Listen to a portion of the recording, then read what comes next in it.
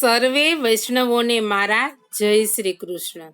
આપ સર્વેનું મારી ચેનલ હોસ્ટેલમાં સ્વાગત છે. આજના સત્સંગમાં આપણે સાંભળીશું શ્રી મહાપ્રભુજીના 84 બેઠકજીના ચરિત્રમાંથી બેઠકજી 46, શ્રી પંપા સરોવરના બેઠકજીનું ચરિત્ર. મારી ચેનલમાં જો કોઈ નવા હોય તો મારી ચેનલને સબસ્ક્રાઈબ કરજો અને આ વિડીયો લાઈક અને શેર કરજો, જેથી કરી અન્ય વૈષ્ણવો પણ સત્સંગનો લાભ પ્રાપ્ત કરી શકે. આજના સત્સંગમાં આપણે સાંભળીએ બેઠકજી 46, શ્રી પંપા સરોવરના બેઠકજીનું ચરિત્ર.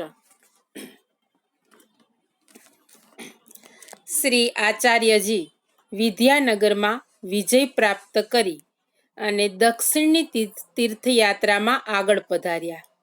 વિદ્યાનગરથી 50 કિલોમીટર દૂર પંપા સરોવર આવેલું છે. આ પંપા સરોવરની પાસે રામાયણના સમયમાં કિષ્કિંધા નગરી આવેલી હતી. રાવણ જ્યારે સીતાજીનું હરણ કરીને જતો હતો ત્યારે અહીં જ તેને જટાયુ સાથે યુદ્ધ થયેલું. આ સ્થાન ખૂબ રમણીય છે. સરોવરની ચારે બાજુ સુંદર વનરાજી આવેલી છે. 2-3 નાના દેવાલયો છે. તે સિવાય અહીં કોઈ વસ્તુ નથી. અહીં સબરીનો આશ્રમ છે અને સાધુ સંતો રહે છે. શ્રી મહાપ્રભુજી પોતાના શિષ્યો સહિત પંપા સરોવર પાસે વડના વૃક્ષ નીચે મુકામ કરીને બિરાજ્યા હતા. આ જ સ્થાનમાં આપશ્રીએ 3 દિવસ શ્રીમદ ભાગવતનું પાઠ. તે વખતે ઉત્તર પ્રદેશમાં આવેલ સોરમજીથી કૃષ્ણદાસ મેઘન નામના એક યુવાન ભક્ત પોતાના ગુરુ પાસેથી ભગવત પ્રાગટ્યના સમાચાર સાંભળી પ્રભુની શોધમાં નીકળેલા. તેઓ અહીં આવી પહોંચ્યા. તેમણે શ્રી મહાપ્રભુજીના દર્શન કરતા સાક્ષાત ભગવત સ્વરૂપના દર્શન થયા. તેથી સાષ્ટાંગ દંડવત પ્રણામ કરી પોતાને સેવક કરવા વિનંતી કરી. શ્રી મહાપ્રભુજીએ તેમને અષ્ટાક્ષર મંત્ર આપી સેવક કર્યા અને અહર્નિશ પોતાની સાથે રહી પોતાની સેવા કરવાની યાજ્ઞા કરી. આ વનમાં શ્રી મહાપ્રભુજી બિરાજ્યા હતા ત્યારે એક દિવસ આપે કૃષ્ણદાસ મેઘનને યાજ્ઞા કરી કે પાતળ અને પડિયા બનાવવા ખાખરાના વૃક્ષના પાન લઈ આવો. ખાખરાનું વૃક્ષ શોધવા માટે તેઓ વનમાં ગયા. વનમાં ખૂબ દૂર નીકળી ગયા ત્યારે ત્યાં તેમણે એક ખૂબ મોટા ભયંકર ગીધ જેવા પક્ષીને પડેલું જોયું. ભગવદ કૃપાથી કૃષ્ણદાસ તેમની પાસે ગયા, કારણ કે તે પક્ષી ખાખરાના વૃક્ષ નીચે પડેલું હતું. પક્ષીએ કહ્યું, ભક્તરાજ, હું અહીં ખૂબ દુઃખ પામું છું. પ્રભુએ જ તમને મારી પાસે મોકલ્યા છે, કારણ કે તમારા જેવા ભગવદીય દ્વારા મારો ઉદ્ધાર થશે. માટે તમે શ્રી મહાપ્રભુજીને વિનંતી કરી મારો ઉદ્ધાર કરવા કૃપા કરો. કૃષ્ણદાસે કહ્યું કે ભલે, હું શ્રી મહાપ્રભુજી પાસે તમારી વિનંતી નિવેદન કરીશ. પછી જેવી આપની ઈચ્છા. તેઓ ખાખરાના વૃક્ષના પાન લઈ પાછા આવ્યા અને શ્રી મહાપ્રભુજીને પક્ષીની વિનંતી નિવેદન કર્યું. તો આપે આજ્ઞા કરી કે મારું ચરણોદક લઈ જઈને તેના ઉપર છાંટ. કૃષ્ણદાસ ચરણોદક લઈને ફરી ત્યાં ગયા. તે પક્ષી પર છાંટતા જ તેનો દેહ છૂટી ગયો અને તેને મોક્ષની પ્રાપ્તિ થઈ ગઈ.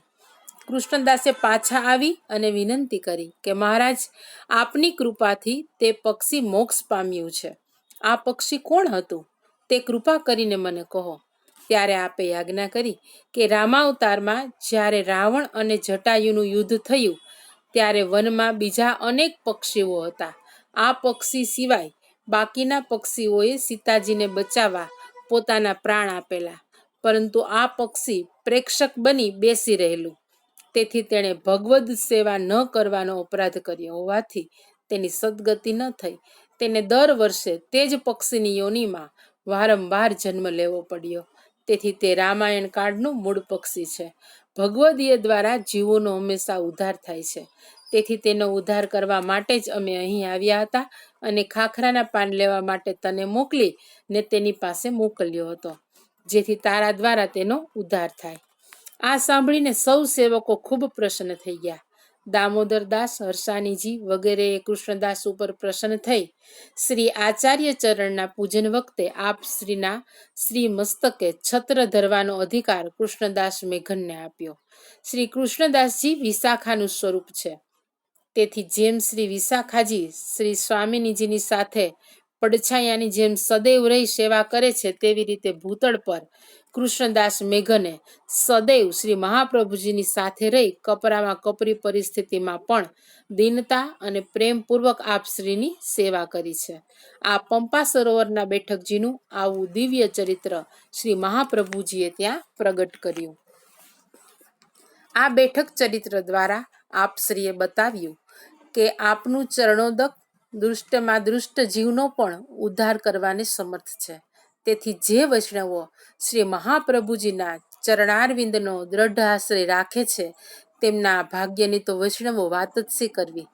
શ્રી હરિરાય ચરણ શ્રી મહાપ્રભુજીનો કૃપા પ્રતાપ વર્ણવતા એક પદમાં યાજ્ઞા કરે છે કે રસિક ચરણ શરણ સદાહી રહત હે બડભાગી જન, અપનો કરી ગોકુલપતિ ભરત તાહી બાત હે.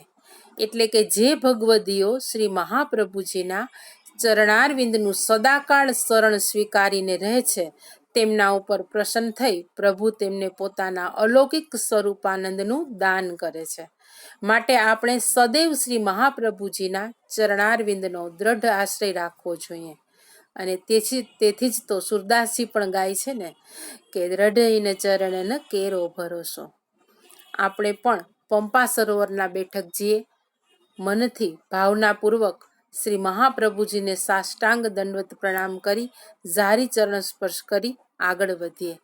પંપા સરોવરથી આપ શ્રી ઋષ્યમુખ પર્વત થઈ અને વ્યંકટાદ્રી એટલે કે શ્રી તિરુપતિ બાલાજી પધાર્યા. શ્રી પંપા સરોવરના બેઠકજીમાં બિરાજતા શ્રી વલ્લભને આપણા પૂર્ણ પ્રેમે સાષ્ટાંગ દંડવત પ્રણામ પહોંચે. વૈષ્ણવો, આજના સત્સંગને અહીં વિરામ આપીશું. શ્રી વલ્લભાધીશ કી જય. સર્વે વૈષ્ણવોને મારા જય શ્રી કૃષ્ણ.